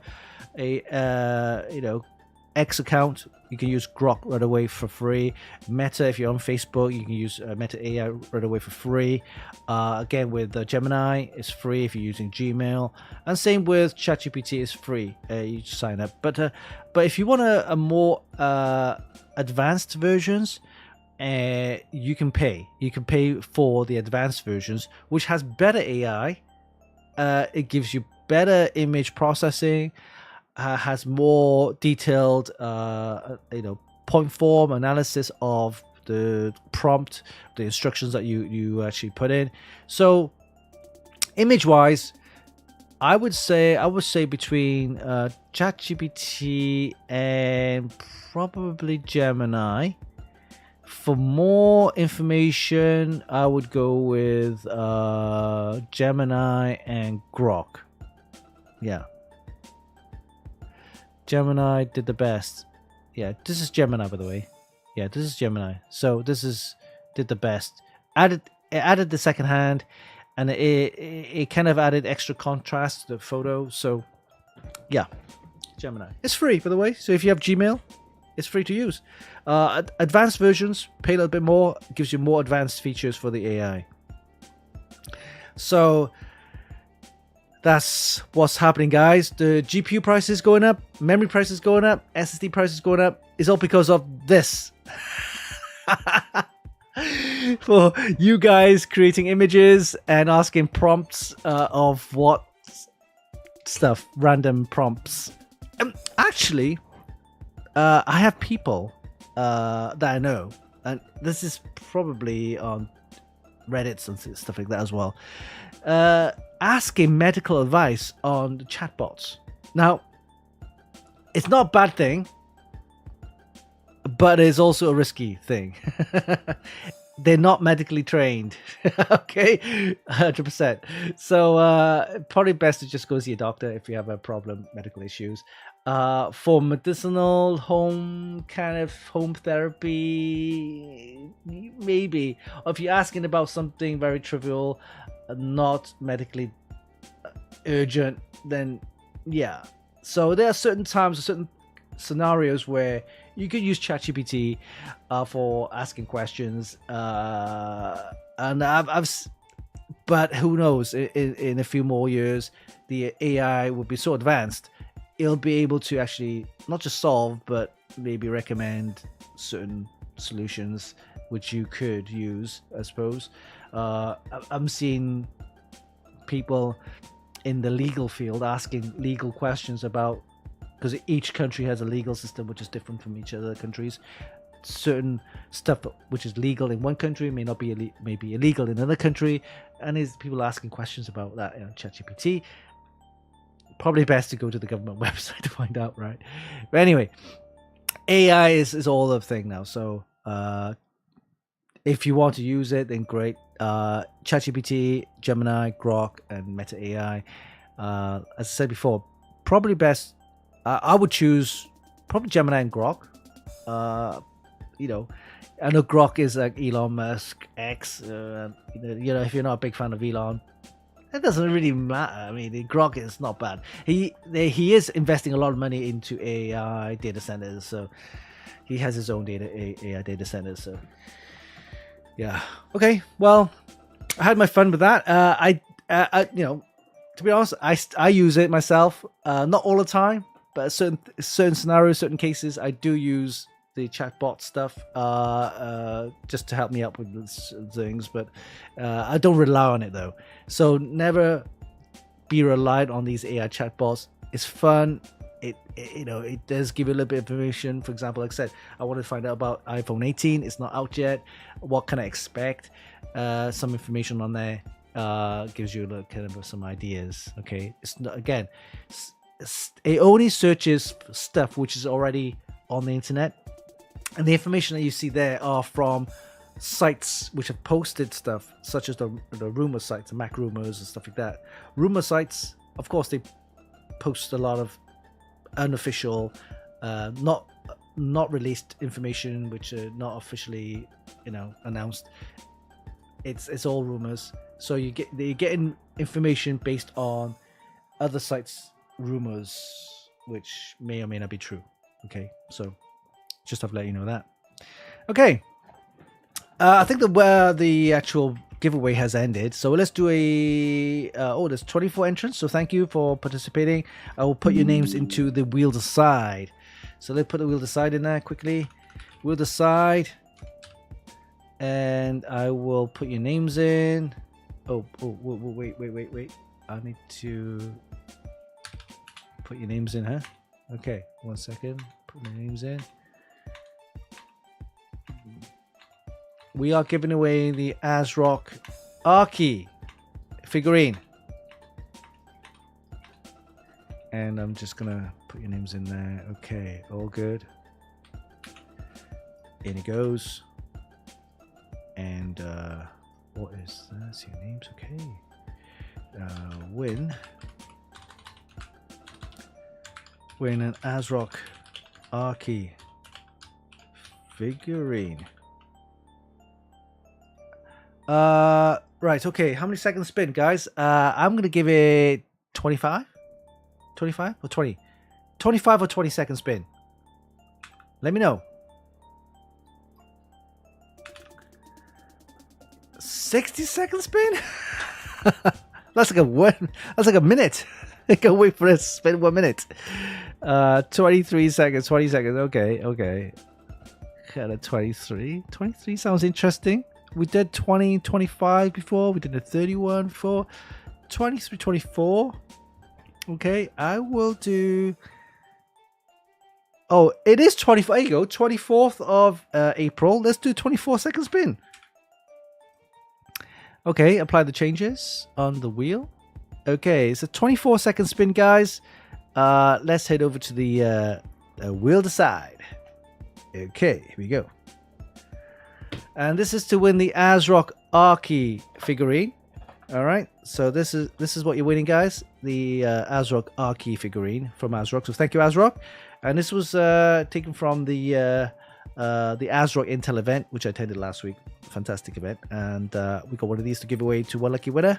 The ASRock Archie figurine. All right, let's head over to the wheel decide. And this is a 24 second spin, because it's the 24th of April. So let's do that. We'll decide, not the AI. Okay, 24 seconds spin. Here we go. I'm going to count down to 5, and then we'll spin. 4, 3, 2, 1. And the winner of the ASRock Archie figurine is going to be... Let's have a look. Let's have a look. Let's go, let's go, let's go. Let's go! Let's go!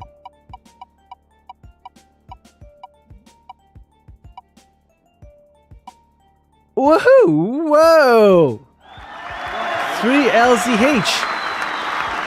Congrats, Space Core. You were so close. You were so close. Oh, Space Core, you were so close. But yeah, 3LZH. Congrats, you are the winner. Take a screenshot. Send me your full name, shipping address, and telephone number to media@funkykit.com. So congrats to 3LZH, whoever you are. If there's a name, LZH. Anyway, 3LZH, congrats to you. Don't forget to take the screenshot, send me your full name, shipping address, and telephone number to media@funkykit.com. All right, congrats. Yeah, Builder. Oh, The system. sorry, pressed the wrong button there. Okay, yeah, one of these will go out to you next week when I post it. All right, so I think that's it for today. It's been a great show. Thank you, as always, for participating in the live show. We'll have another live show for next week as well. We'll have some more prize giveaways, some more ASRock stuff to give away. And we'll talk a little bit more about the Computex event, which will happen beginning of June. I will be away from the 14th of May. 14th of May next month. I'll be there. I'll be going over to Hong Kong for 2 weeks, do some family stuff, and then of course, then the third week I'll be in Computex in Taiwan. So during those 2-3 weeks, I won't be doing any live streams, based on because I'm on the internet or shared Wi-Fi in a hotels like Wi-Fi is going to be pretty crappy anyway. So, but I will keep up to date. If I do any possible live streams, I will let you know. But please stay tuned for more prize giveaways on our website, which I need to tell you. I need to quickly tell you about our website's prize giveaways. So right now we have this one, the ASRock B860 Pro RS Wi-Fi motherboard. This is the part 2 of 2. This is the final one. Closing date is on, I think it's today, right? No. Oh, 29th of April. So we got a couple of days left. Got 5 days left. Very easy to enter. Just go to the Gleam. Go to the Gleam. Sign up. Follow us on Instagram. Watch a couple of videos, and then go back to the Instagram reel here. Comment hashtag ASRock giveaway 2026 and tag 2 friends. Okay. So this one is closing on the 29th of April, which is next Wednesday. Okay. So you got one of these to give away, and the other one is the Tri-X giveaway, the epic giveaway, which includes the case, the tourist air cooler, and also stage 360 RGB cooler. So you get all 3 items. It's fantastic giveaway from Tri-X. So go ahead and do that. Again, same thing. Follow us on Instagram. Make sure you follow the Gleam instructions. Then go back to the Instagram reel. Watch the reel. Tag 2 friends, and also comment hashtag Tri-X giveaway 2026. And you'll be able to get the chance to win this. So you get the ARGB cooler, the stage ARGB 360. You also get the tourist air cooler, and also the Flova case as well. So you get all 3 items. Closing date on this one is on the 30th of April. This one's in 6 days time. Yep. So you got plenty of time. You got a whole, well, I'd say about a week left, just under a week. So go ahead and enter the prize giveaways on our website. We'll have more prize giveaways next week, because these will end. We'll have some more new ones. So make sure you tune into our website for more prize giveaways, and also a live show for some live prize giveaways as well. We'll talk a little bit more about Computex next week, what to expect, what we're going to be seeing, who to see, and also yeah, stay tuned. I hope you enjoyed the ChatGPT, or the Chatbot, the AI Chatbot, Chatbot examples and testing. That was very interesting. I like that. But in my opinion, I think the Gemini and the Grok seems to do really well. Text-based, maybe just for ChatGPT.